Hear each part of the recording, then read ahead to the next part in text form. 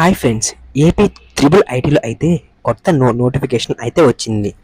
ఏంటంటే ఇప్పటి వరకు జూన్ 5న రిజల్ట్స్ వస్తాయి అని అనుకున్న వాళ్ళు జూన్ 11న కూడా కౌన్సిలింగ్ ఉంటుంది అని అనుకుని ఉంటారు.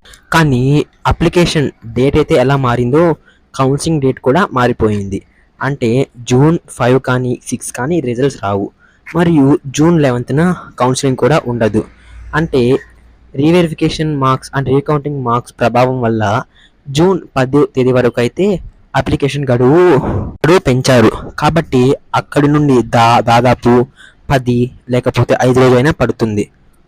కాబట్టి ఎక్కువ శాతం జూలై 5న కానీ 10న కానీ అలా రిజల్ట్స్ వచ్చే ఛాన్స్ అయితే ఉంది. కాబట్టి అప్లికేషన్స్ 10తో పూర్తయిన వెంటనే మళ్ళీ వాటిని వెరిఫికేషన్ చేసి అంతా చేసి రిజల్ట్స్ వచ్చేలోపు నాకు తెలిసినంత వరకు జూలై అయితే పడుతుంది.